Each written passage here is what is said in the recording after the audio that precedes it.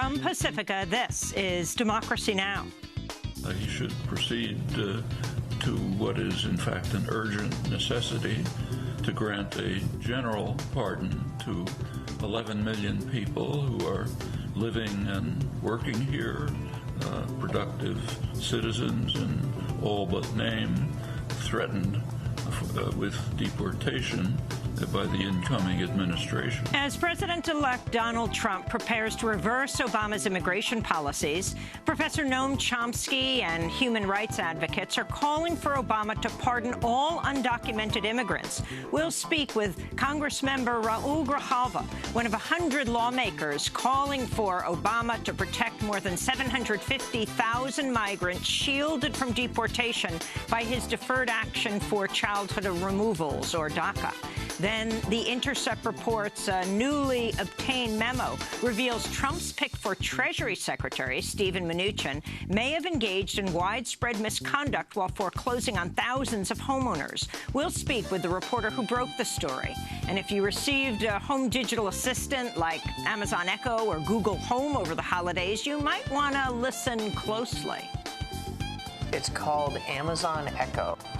Is it on? Oh, it's always on. Can it hear me right now? Nope. It only hears you when you use the wake word we chose. Alexa. Well, what does it do? Alexa, what do you do? I can play music, answer questions, get the news and weather, create to-do lists, and much more.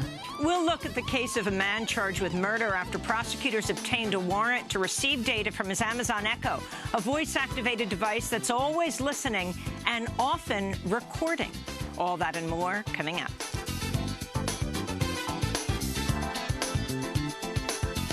Welcome to Democracy Now!, democracynow.org, The War and Peace Report. I'm Amy Goodman. On Capitol Hill, Republican senators backed down Tuesday from a plan to gut the Office of Congressional Ethics following a widespread outcry from the public. If the rule change had gone through, it would have been the first move enacted by the new Republican-controlled Congress. But the effort quickly fell apart Tuesday as lawmakers' offices were inundated by calls from an angry public, and President-elect Donald Trump took to Twitter calling the Ethics Office unfair, but encouraging Republicans to, quote, focus on tax reform, health care, and so many other things of far greater importance, unquote. Today, Republicans are now slated to begin debating legislation to dismantle parts of President Obama's Affordable Care Act, with the 115th Congress now sworn in. Republicans outnumber Democrats 52-48 in the Senate and 241-194 in the House. This is House Speaker Republican Paul Ryan of Wisconsin speaking Tuesday about Congress's Republican majority. And to the majority, especially to our returning members, I want to say this. This is a once-in-a-lifetime opportunity. This is the kind of thing that most of us only dreamed about. I know because I used to dream about this a lot. The people have given us unified government. And it wasn't because they were feeling generous. It was because they want results. How could we live with ourselves if we let them down? How could we let ourselves down? In Mobile, Alabama, NAACP National President Cornell William Brooks and 5 other civil rights leaders were arrested Tuesday during a sit-in at the office of Alabama Senator Jeff Sessions, demanding he withdraw his name for consideration for Attorney General.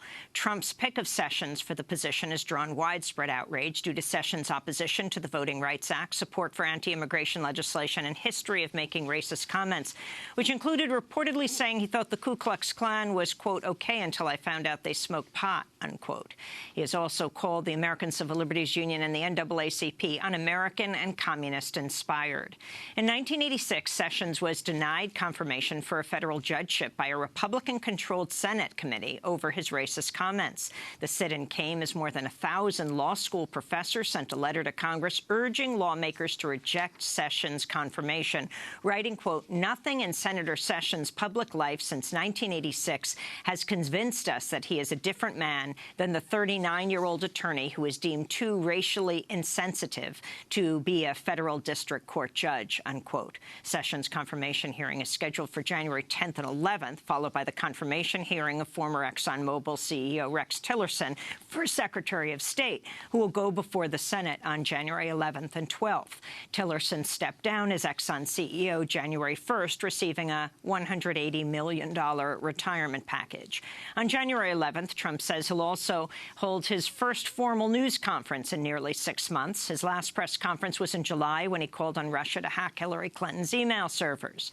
Trump claims in his upcoming news conference he'll reveal, quote, things that other people don't know, quote, about the alleged hacking of the U.S. election. The Turkish parliament has voted to extend the state of emergency for another 3 months following a New Year's shooting attack in an Istanbul nightclub that left 39 people dead. The state of emergency was first imposed after the summer's failed military coup. Since then, 100,000 public workers have been suspended from their jobs, and 40,000 people, including dozens of journalists, have been arrested. On Tuesday, hundreds protested outside the Reyna nightclub in Istanbul, condemning the violence and calling for more democracy in Turkey. The only way to get over this kind of situation is to bring more democracy, freedoms, peace, and the institutionalization of secularity. They want to accustom us to grisly attacks. I am here to show that I will not surrender to this violence. I am very sorry.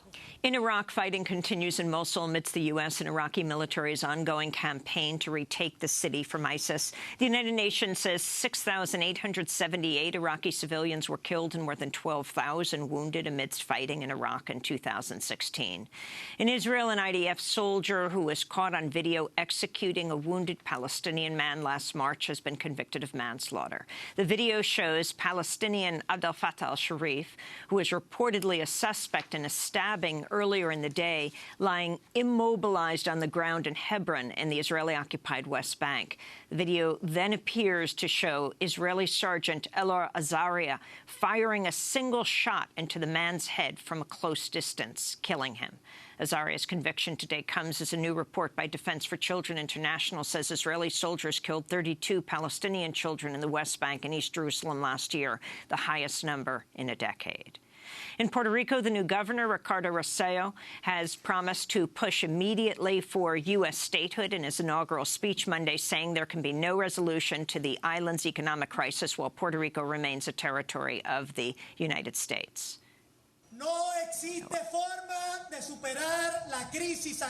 There is no way to overcome the current crisis that affects Puerto Rico while maintaining this colonial condition.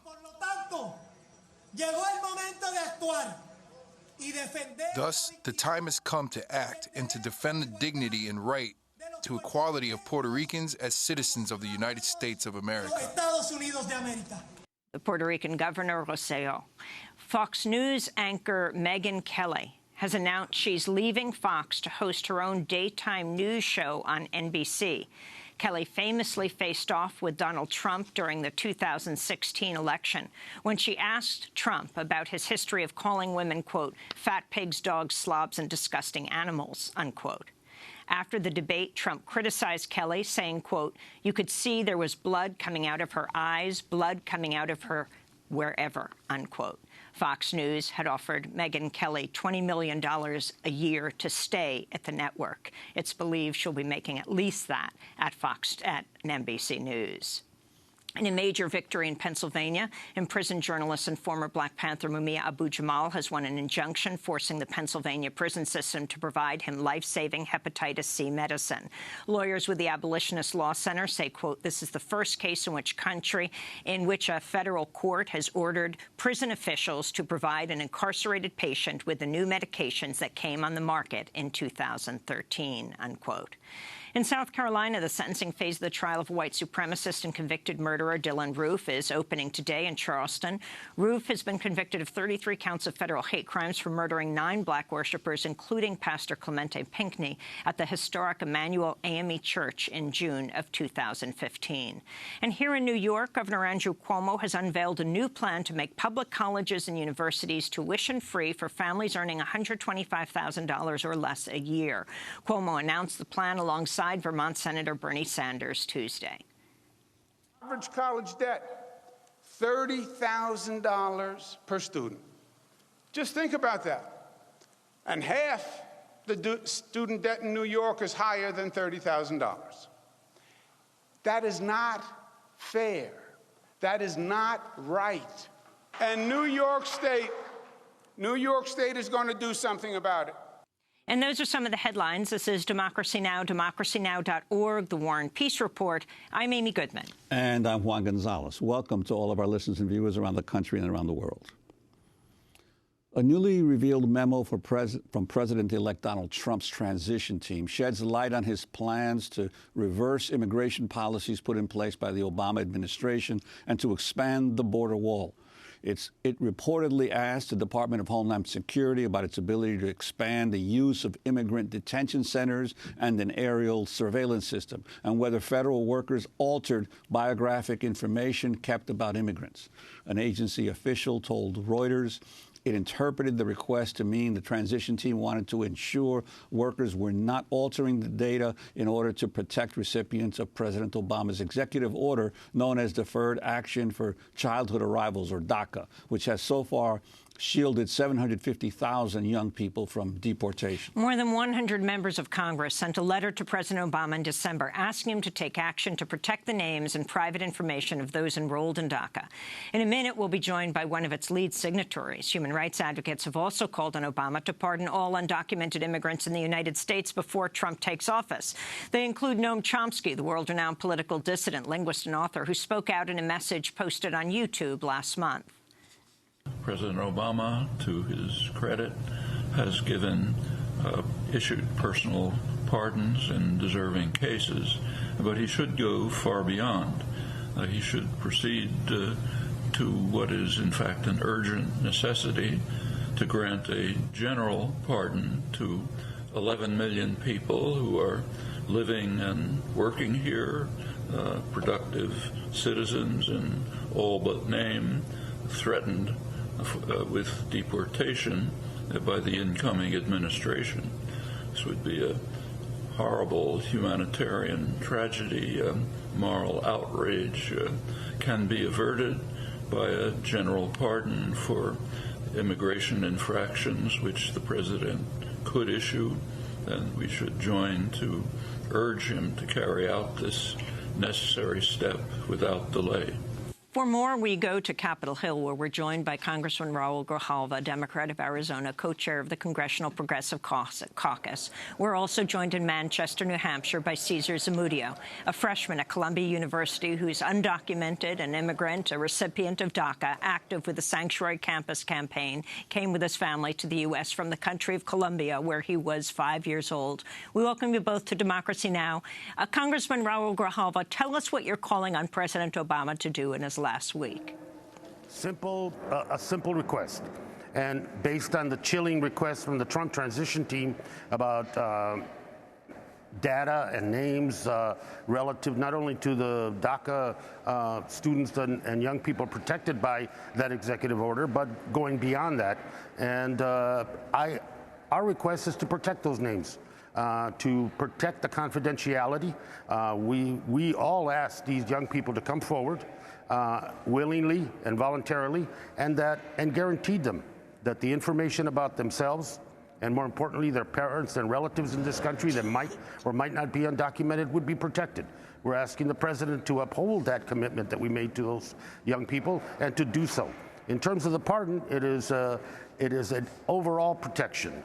There's no doubt that the Trump administration, part of the red meat that he ran on from the first day when he announced his candidacy, was a very extreme anti-immigrant rhetoric that he kept up through the whole campaign: the wall, deportation, more detention, and I think that particular piece of red meat he's going to throw out every once in a while and try to, of all the commitments that he's made, this is the one that is most disturbing, and because it's one that he will try to fulfill through his presidency. And I really believe that we need to not pretend that that is not happening, and more importantly, begin to push back, begin to strategize, begin to unify around how we protect the undocumented in this country, how we not only protect them, but push back in a very concerted and resistive way to what Trump is going to try to do. Well, Congressman Grijalva, in November, Trump reiterated his pledge to deport up to 3 million undocumented people during an interview with 60 Minutes. This is 60 Minutes correspondent Leslie Stahl asking him about that. Let's go through very quickly some of the promises you made and tell us if you're going to do what you said or you're going to change it in any way. Are you really going to build a wall? Yes. They're talking about a fence in the Republican Congress. Would you accept a fence? For certain areas, I would, but certain areas the wall is more appropriate. I'm very good at this. It's called construction. But so part wall, part fence? Yeah, it could be. There could be some fencing. What about the pledge to deport millions and millions of undocumented immigrants? What we are going to do is get the people that are criminal and have criminal records, gang members, drug dealers. We have a lot of these people, probably 2 million, it could even be 3 million. We're getting them out of our country or we're going to incarcerate. But we're getting them out of our country. They're here illegally. That was Trump speaking on 60 Minutes with Leslie Stahl. Congressman Grijalva, a couple of questions. One is the issue of he did not say that he was going to seek to deport the DACA, the so-called DACA youth. But, of course, if he reverses the executive order, that means that they no longer would have the ability to, for instance, have work permits, etc. So what can be done by the Democrats in Congress to prevent Trump from actually moving to start deporting some of the DACA people? And what's your sense of the possibilities right now, given the fact that you don't have a majority in the Congress? Well, certainly in the House, the possibilities are not very bright. To try to have provide legislative relief to the DACA young people. The Senate is talking about a bipartisan bill. The only concern I have is that it caps it at the students that are eligible, that have become eligible up to this point. I think there should be no cap as young people age in to DACA. They should have the same right and ability to apply and to have that protection extended to them. Legislatively, it would make it permanent. It would be a legal protection for the long haul. I think that's a possibility, but like anything that's going to be worked out in a bipartisan way, and this political atmosphere we have here in Washington, we have to make sure that it is not something that in the long term is going to prove to continue to be punitive to young people, restrict their ability to do what they need to do with their lives in this country, and more importantly, not to cap it at a certain number where it leaves potentially another million people out of the process. And on the issue of the pardon, of course, there is a precedent for this. Jimmy Carter, in his yes. waning days, provided a pardon for all people who had been convicted of draft violations during the Vietnam War, and that was tens of thousands of people. So this has happened in the past. The prospects are your hope in terms of what President Obama could do in his last weeks in office. I certainly, it is a hope. The Attorney General Lynch made a statement that was early on, that was something that legally she didn't feel could be done by the president through executive order or through the pardon powers that he has. Many of us and other legal scholars feel differently, and we really feel that this would be a testament and a statement so that I think to avoid what is going to be potentially one of the most divisive, difficult, and turbulent domestic issues when the deportation issue becomes primary to this administration. The expansion of private prisons, which have been a nightmare for detainees throughout the last 5 years. And, President Obama did the most deportations of any president, and I don't know how this president can say that 3 million, 4 million, and redefine what criminal, the definition of what a criminal activity is in order to reach those goals. Those are all major concerns, and at the local level, and communities are already organizing to protect their immigrant families in their communities and to provide them both sanctuary and protection. And I think that's where the fight is going to be as well, at a very much at a local level. Congressman Grijalva, we want you to stay with us to talk about also what's happened in the first session. Enormous blowback around the Republicans' first move, forcing them to turn around. But before we do that, we wanted to bring in Cesar Zamudio, who is a freshman at Columbia University, an undocumented student. Cesar, could you briefly tell us your story and what you are calling for? Yes, definitely. Good morning. Thank you for having me. Basically, my story is that my family and I came to the United States on tourist visas. My parents decided while they were here, after staying on the visa, that it was better for us to start a life here and for my brother and I to start school here. So they overstayed their visa. Since then, I've gone to school. I've you were 5 years old. Done my fair share. I was 5 years old, yes. And I've paid, taxes. I went to boarding school. I'm at Columbia now. So it's sort of been like proving that I'm an asset to this country, that I'm here to contribute to this society and to really be a part of this great country and to finally be recognized as an American, because this is the only country that I, know and love. And Cesar, at what point in your life did you realize, first of all, that you were undocumented or in the country illegally? And what did it mean? And were you then a recipient of DACA? And how has that, if so, how has that changed your situation in life? Yeah, I first realized that I was undocumented when I think I was 8. My dad had lost his job because he didn't have the proper paperwork to work at the job that he was working at. So I sort of, my mom told me that I was undocumented. I didn't really know what it meant until I was getting older and older, and I saw that, my parents couldn't work. My dad kept getting stopped for driving without a license. Small things that sort of make you realize that other kids are living a different life than you. My peers, they can spend time with their families, their parents can drive, but it was sort of different for me. So that's when I knew, and that's when I realized. And then I first applied for DACA when it came out in 2012. I was, as soon as I was able to, I applied. Since then, I renewed in 2014 and 2016. I just got my new renewal that will expire in 2018. So are you documented now? I have DACA. That doesn't count as a legal status, so I wouldn't say I'm documented, but we, have a phrase, undocumented, to sort of supplement that. And what are you calling for? Because your call goes beyond people on DACA. Yeah, I'm calling for sort of the country to come together and realize that, these laws have real human implications. They have real human consequences. There are people here who just want to contribute to this country, people who have lived here for a long time, such as my family, and just want to continue to pay taxes, continue to work, just get a driver's license, and really be recognized as Americans, because that's what they are. But I do realize that there are people who do commit crimes, that we do need to get them out of the country, because they are not an asset to this country. But, when we talk about criminal aliens and criminal immigrants, there are people who commit minor crimes that could be classified as criminal immigrants. So there are nuances that we have to really look into as a country and realize that not everyone, not all immigrants are the same, and every immigrant has a different story than every other immigrant. So I'm really calling for this country to come together in an act of compassion and in an act of reflecting on what the core principles of this country are, of equality, of freedom, of bringing in refugees and immigrants and embracing all these other cultures. And that's what I'm calling for.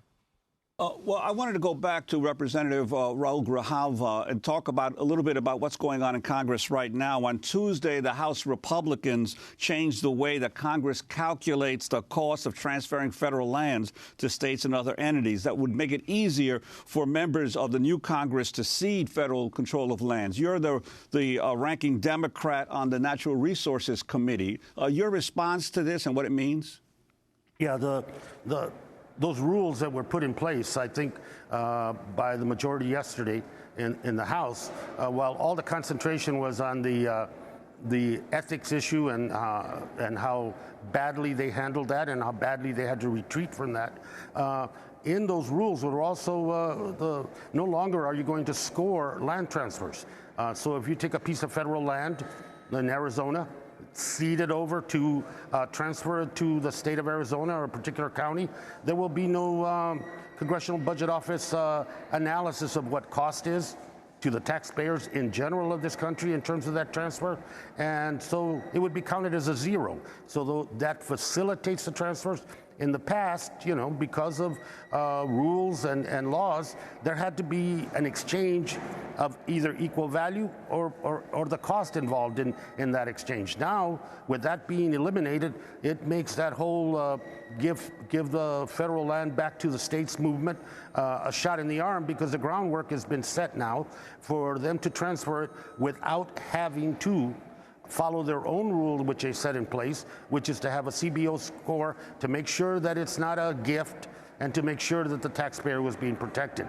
That facilitates it, and it sets the groundwork for those kinds of transfers to states and counties down the road. Congressman Grijalva, we saw something incredible yesterday. You had this surprise the day before, on the eve of the first session of this Republican Congress, a closed-door meeting behind closed doors, the Republican conference, voting to gut the ethics office. But then, because of enormous outcry, which I think prompted Donald Trump's tweet that even he did not support this, they were forced to back down. What does this bode? We've seen this. We've seen the enormous outcry when the Trump transition team asked the DOE, the Department of Energy, for a list of names of those who attended the UN climate summits. When this happened, when there's backlash, they back down. Talk about what this means and how you reacted yesterday. Well, the reaction was that, you know, while they were making the swamp even murkier here in D.C., they proved that they have a tenure, that this whole election was about railing against government and railing against corruption. And then come the first action that they were going to take was to gut the ethics office, and in doing so, protect themselves from any potential charges, be it staff or be it a constituent. So we go forward, and they had to back out, not so much because of the tweet, because of the flood of calls, emails, and appeals that hit every office in Congress yesterday. That was the reason. And I think what it bodes for the future, Amy, is that this is the way to be able to affect, to resist, and to stop some of the worst instincts that this Congress is going to have. That's an example of a bad instinct, and they have many of them. And so when the public comes into the discussion, when they are part of it, when they put that kind of pressure on. And that's part of the strategy that I think going forward is so important. Those of us that are in Congress that are opposed to what's going on are a voice. But the real power in holding back some of the worst instincts of Trump and the majority in the House and in the Senate is going to come from people themselves. And I think that bodes well, and that is a good example of how that should be done. And Congressman Grijalva, I'd like to ask you about one of the Trump appointments, Scott Pruitt, to head the Environmental Protection Agency. You've introduced earthquake prevention bill to call attention to the fracking crisis in Pruitt's own home state of Oklahoma. Your response to this appointment? Well, you know, that appointment for working people, for poor people, for the working poor, is a disaster. Disaster in the terms of undoing everything from overtime rules to family leave, a huge opponent, an extreme opponent of any minimum wage raises, a huge opponent of wage and benefit investigations and enforcement.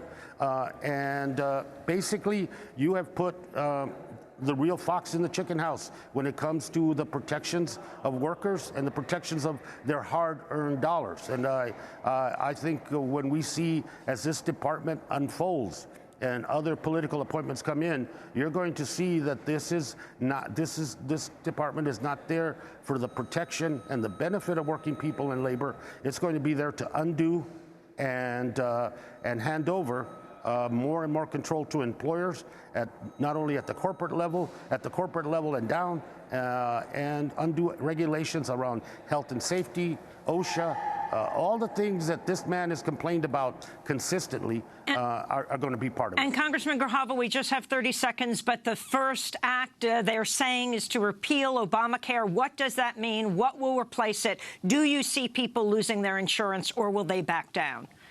Well, I think this is one in which they're going to have to back down. You can't just repeal. You need to tell the American people, and Democrats should not participate in that discussion. Tell us what your replacement is.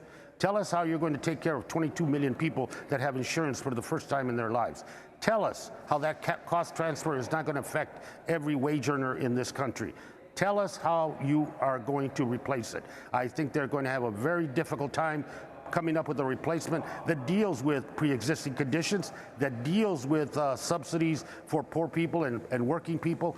I don't know how they can come up with it, but right now, to say repeal is easy. To provide a replacement to what the American people are going to demand is going to be difficult, if not impossible. Congressman Grijalva, I want to thank you for being with us. Congressman of Arizona, co-chair of the Congressional Progressive Caucus, and we also want to thank Cesar Zamudio, freshman at Columbia University. This is Democracy Now! When we come back, we look at another of President-elect Trump's nominees, Stephen Mnuchin, to head the Treasury Department, and new revelations. Stay with us. Siempre fui un vagabundo sin ocupación, vagaba por el mundo sin ton ni son. Un día me entró la angustia de talonear y al maíz de las hamburguesas vine a dar. Ahora ando bien documentado, estoy taloneando acá en el Gabo. Me vine de espalda mojada, pero la neta me ha ido de la patada.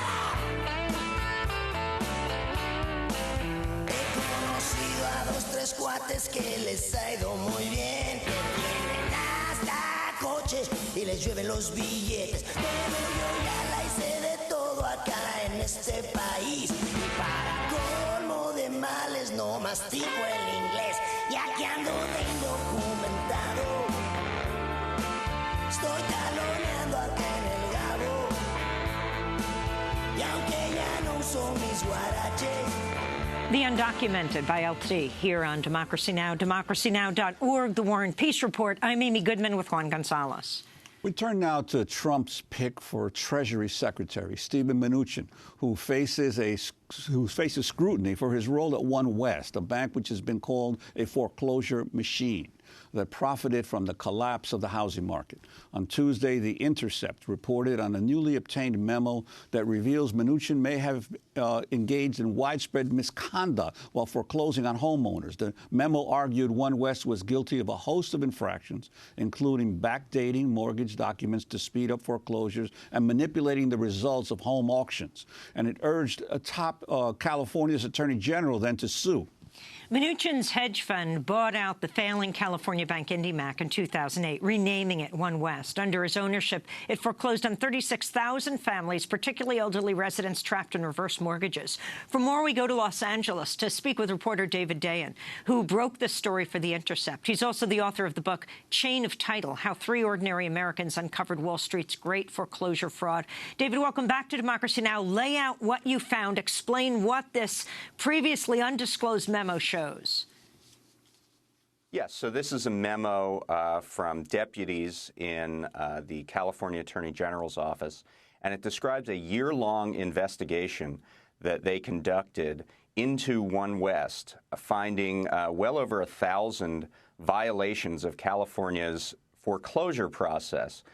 California is a non-judicial state. The courts are not involved in foreclosures, but there are very precise steps that lenders are supposed to take when they foreclose on a homeowner.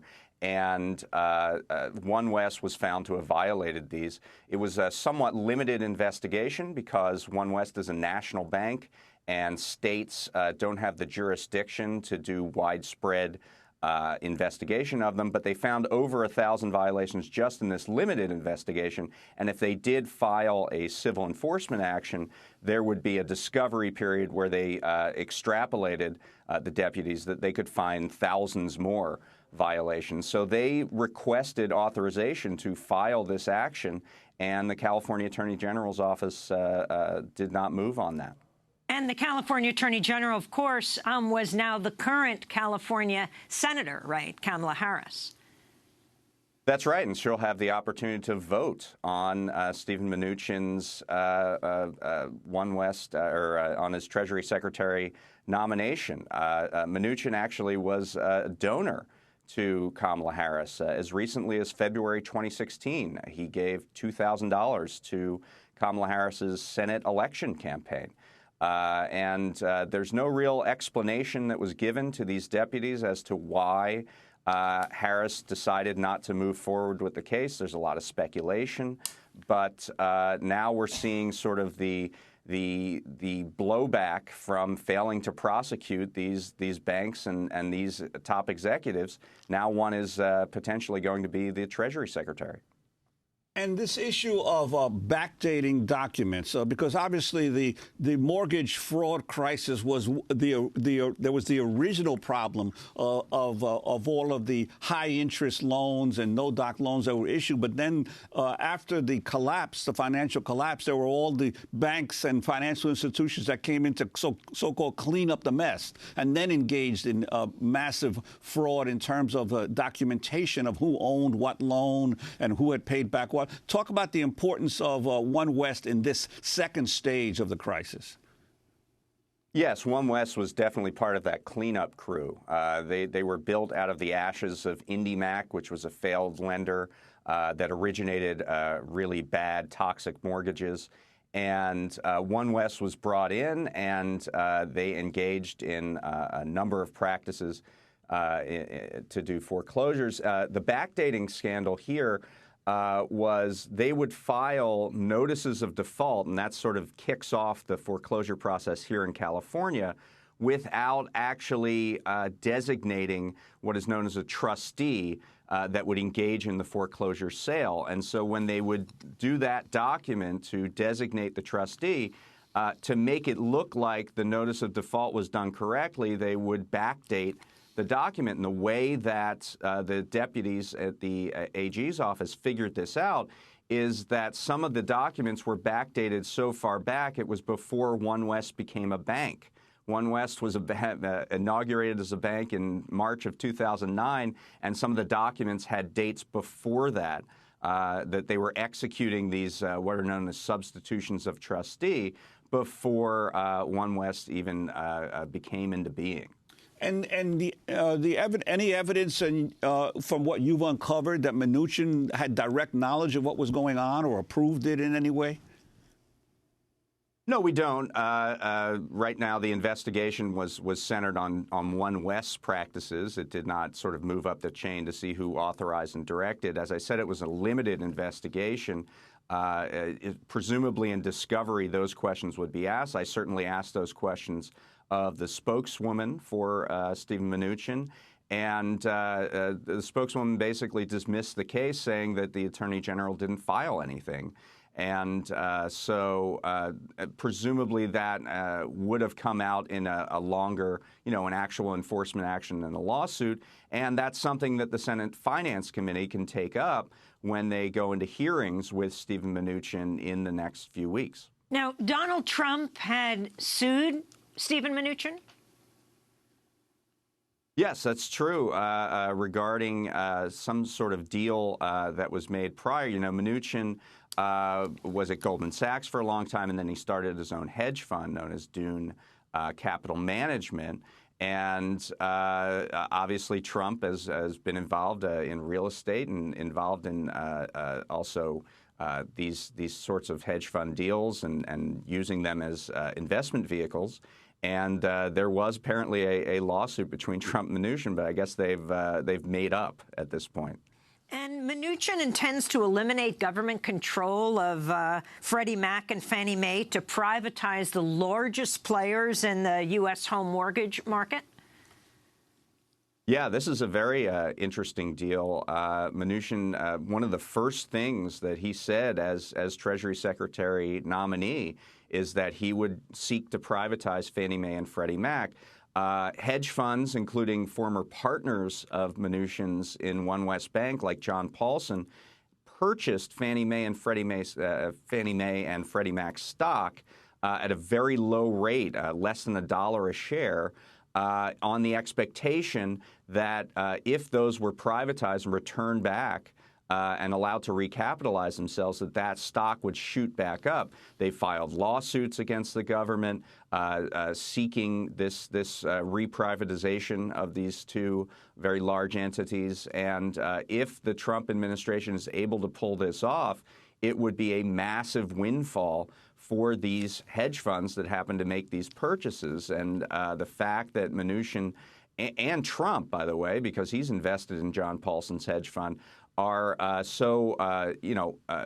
involved with these actors that would seek to have this financial windfall is certainly concerning. Well, but how would this work? We're talking about two of the largest financial institutions in American in the American housing market. How would that work, the actual privatization? Well, right now, the Treasury sweeps up all profits from Fannie Mae and Freddie Mac under a 2012 order, and that could be reversed. And then Fannie and Freddie would be allowed to rebuild capital. They're currently under conservatorship, but if the conservatorship were to end, they still have that private, quasi-private, quasi-public function.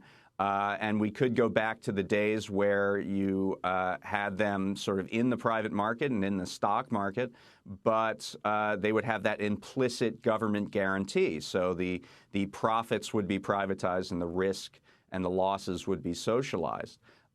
This is certainly possible. Certainly, you could see the recapitalization. That just would happen by executive order. Then there would probably need to be legislation to fully privatize the market. But Republicans are certainly on board with that. It never happened during the Obama era, but now it's a new day in Washington, and you could certainly see that coming to pass.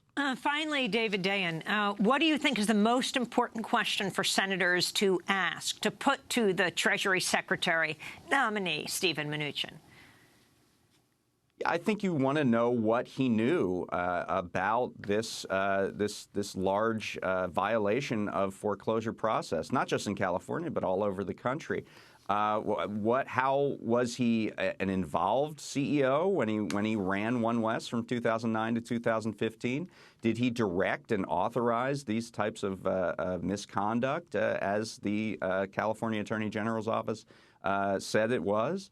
You really want to understand what his role was at One West, and this is another reason why it was just so toxic to fail to prosecute these types of behaviors in the aftermath of the financial crisis and during the foreclosure crisis, because now, if they do press this issue, he has the alibi of saying, well, the California Attorney General decided not to prosecute. And it's just so toxic that you end up rehabilitating the reputations of these types of actors who were involved in so much pain and suffering on the part of the American people and millions of people losing their homes. David Dayen, thanks so much for being with us. Author of a new expose for The Intercept. We'll link to it. Treasury nominee Steve Mnuchin's bank accused of widespread misconduct in leaked memo. This is Democracy Now! When we come back, your home assistant, as they call it, Alexa, is the Amazon Echo. Are they actually recording what you say in your house? We'll talk about what's the latest news on this. Stay with us. Dear Master, bring it up a little bit. Will you please tell me what is wrong with America? America. Oh, I can't help it. No, no, no, no, no, no, no. Oh, no. Ooh.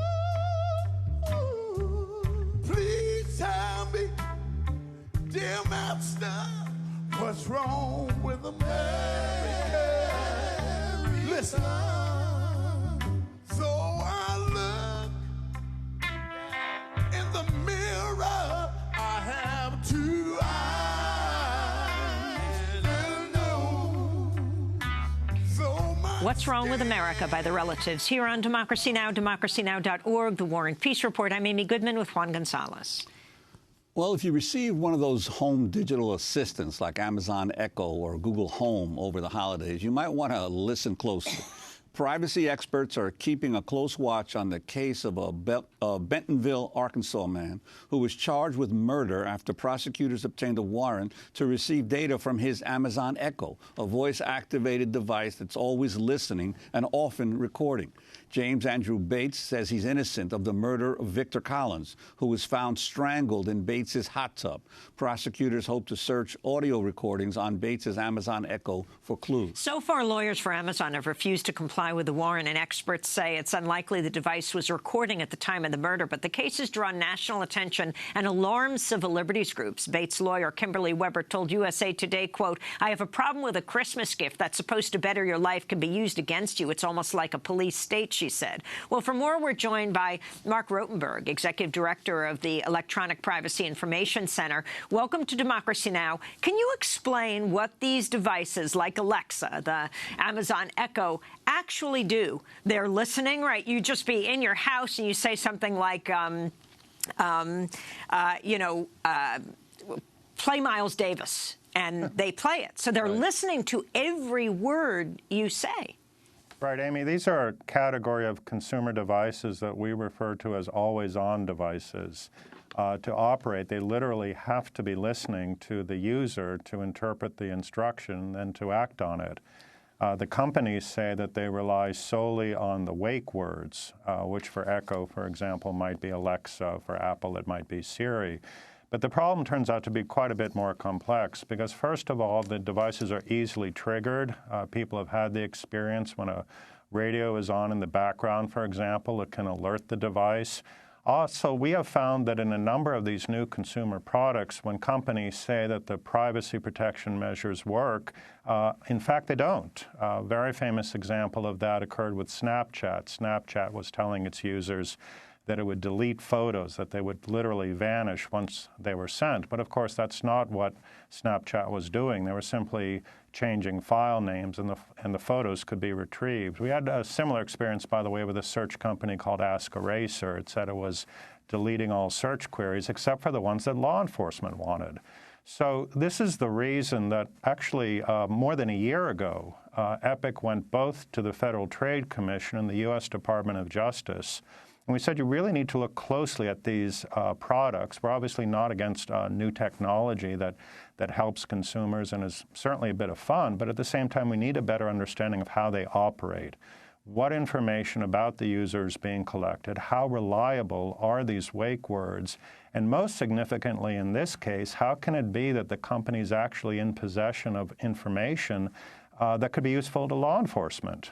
Because, of course, if you play back the tape a little bit and think about what Mr. Snowden showed us regarding the collection and use of telephone logs, for example, it would be quite easy to imagine that companies such as Amazon could persistently retain this type of data on all of its users and make it available to law enforcement in a whole variety of circumstances unrelated to criminal investigation. So there are a lot of important policy issues here, a lot of important legal issues here that we think both the Federal Trade Commission and the Department of Justice need to look at much more closely.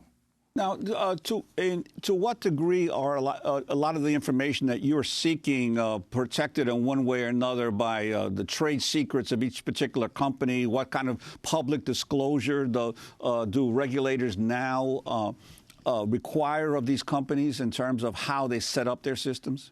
Right. That's actually a very important question you're asking, Juan, because when we go into these investigations, the companies often say, well, we can't tell you exactly what type of information we're retaining on our consumers. We can't tell you exactly the technique of the wake word or how much data is being retained. And this immediately, I think, should be a warning to those who do public oversight and help enforce important privacy safeguards, that if the companies can't establish that the products work as they're supposed to work, for example, they only record when the wake word is being used, then there's a real problem. And another point which I think is important to keep in mind is that this is not just a debate about law enforcement access to personal information. I think we're familiar with that debate. We've had it also around the Apple iPhone. These are also devices in the home that can be exploited by criminal hackers. In other words, once you put a device like Echo in your home, someone can gain remote access to that device and may be able to listen in to private communications. This has certainly been the experience with webcams on laptops, and the reason that a lot of people are now placing Post-it notes on top of those webcams to prevent that type of surreptitious remote recording. But this can also happen with audio devices in the home. And it's the reason that we think law enforcement and the FTC actually have a responsibility to protect consumers from that type of unwanted listening. Mark, a bunch of people that Donald Trump is naming would like to have in his cabinet support the expansion of domestic surveillance, including Attorney General nominee Jeff Sessions. People were just in his office in Mobile, Alabama, getting arrested, like the head of the NAACP protesting his possible confirmation. But he appointed several people that are opposed to expanding domestic surveillance. Jeff Sessions, CIA nominee Mike Pompeo, National Security Advisor Mike Flynn. What about the incoming administration and its positions on surveillance? That's a critical question, Amy. And as you know, next week the Senate Judiciary Committee will hold 2 days of hearings on Senator Sessions to be the Attorney General. I think it is absolutely vital for that committee to ask the nominee his views about privacy, about some of these new surveillance techniques, about what the appropriate limitation should be. I don't think there's any real dispute that for a proper criminal investigation or even for national security matter where there's legal authority and a judicial determination that searches are appropriate. But if we've learned anything in the last few years, it's that these techniques can be used for the public at large. And there is a real risk right now with the growing use of these consumer devices connected to the internet. It's not just Alexa, it's thermostats, it's connected toys, that the government will take advantage of all this personal data that's being collected for the type of mass surveillance that I don't think we could permit. So the Attorney General really needs to be asked about this issue, and we need to get, I should say, in fact, the nominee to be Attorney General should be asked about this issue, and we should get his views. Mark Rotenberg, I want to thank you for being with us, Executive Director of the Electronic Privacy Information Center, speaking to us from Washington, D.C. This is Democracy Now!, democracynow.org, The War and Peace Report. I'm Amy Goodman with Juan Gonzalez. We turn now to new developments in the push for President Obama to grant clemency to a 71-year-old Native American activist, Leonard Peltier, before he leaves office. The former member of the American Indian Movement was convicted of killing 2 FBI agents during a shootout on South Dakota's Pine Ridge Indian Reservation in 1975 and has long maintained his innocence. Now the U.S. attorney whose office prosecuted him added his voice to those calling for Peltier to be given a compassionate release. James Reynolds told the Daily News, quote, "I think it's time. 40 years is enough." This comes as American University in Washington, D.C. took action Tuesday to remove a 9-foot statue of Leonard Peltier from its campus. The statue is based on a self-portrait by Peltier, and the university first welcomed it with a ceremony on December 9th. It was set to be on display through April. But after a critical Fox News report on the artwork aired last week, followed by a letter from the FBI Agents Association to the school's president, the university issued a statement Monday that its, quote, decision to host the Peltier statue required a more thorough assessment of the implications of placing the piece in a prominent public space. With the benefit of a fuller review, we've made a decision to remove the piece from this location, the university wrote. Well, for more, we're joined by Rigo 23, the artist who created the Leonard Peltier statue and brought it to American University, longtime activist for and collaborator with Native communities and contributor to the forthcoming book, Zapatera Negra, an artistic encounter between Black Panthers and Zapatistas. Rigo, in the pictures we are showing, and for people who are listening on the radio, you can go to democracynow.org, we can see a man in a cowboy hat removing the head of your Peltier statue yesterday. Can you explain exactly what happened? Has it been fully removed from the university?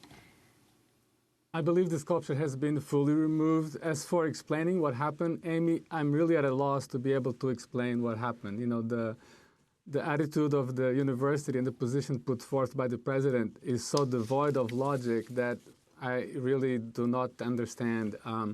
As you might know, American University held a week-long symposium organized by the Leonard Peltier Defense Committee, arguing for Leonard Peltier's clemency. This was between December 5th and 10th. The sculpture was dedicated on December 9th and has been there until yesterday. And then on the, after the letter arrived from the FBI Agents Association, the president issued in that message that you quote, he had two issues, but one of them was the fact that it might appear that the university was taking an advocacy position on behalf of Leonard by displaying this statue. It's just confounding to me how hosting a week-long symposium advocating for his clemency, that is not an advocacy position, but showing a sculpture of a man sitting down by a tree constitutes taking an advocacy position on behalf of Leonard. So, in other words, that you can discuss the issue, but you can't have art on the issue or an actual sculpture on the issue. You know, and this, I only found out about this letter from the FBI Agents Association after the fact. What I was communicated by the director of the Katzen Art Center is that the university had received credible threats to the sculpture, to the nearby buildings, and to its community. And due to these threats having been deemed credible, they decided to remove this sculpture. Is it true, Rigo, that it's across the street from the Department of Homeland Security? It is across the street from the Department of Homeland Security. So, I mean, somebody threatens to harm the sculpture. So the reaction of the president is to dismantle, to behead and dismember this sculpture. They also threaten to harm buildings. I wonder what his approach to protecting buildings from being destroyed is.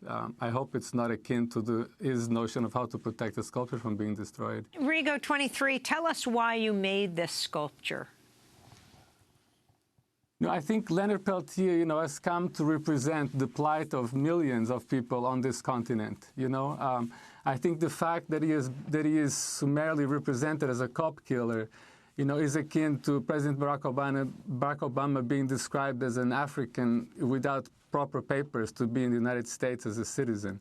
They both come from communities to whom the exactly opposite happened. Most Africans that arrived in this country came here against their will, were stripped of their identity, of their heritage, were prevented from knowing where they came from, who they really were. And likewise, Leonard Peltier, as a member of the Native American community, represents a people that suffered genocide at the hands of people that were wearing uniforms of different, federal forces of the United States government. Rigo, before we wrap up, you traveled the country to bring the statue to American University, which had originally been approved, and you had people stand in his feet, the feet of the sculpture, all through the country, including Standing Rock? Correct. Standing Rock and Pine Ridge and at Alcatraz Island in San Francisco, here in Los Angeles in a community school, in El Sereno, and so more than 500 people have stood on those feet to demonstrating their solidarity with Leonard Peltier and sharing his journey, sharing his path. If people want to see our conversation with Martin Garbus, one of his attorneys, who is pushing for clemency for Leonard Peltier, you can go to DemocracyNow.org. Rigo 23, thanks so much for joining us. Rigo is a California-based political artist. His 9-foot-tall statue of Leonard Peltier is now being removed from the campus of American University, though it was originally approved. That does it for our show. Democracy Now! Is produced by Nermeen Sheikh, Carla Wills, Laura Gottesdiener, Dina Guzder, Sam Alkoff, Rabbi Karen, Hani Massoud, Sharina Nadura, and Andre Lewis. I'm Amy Goodman with Juan Gonzalez. Thanks for joining us.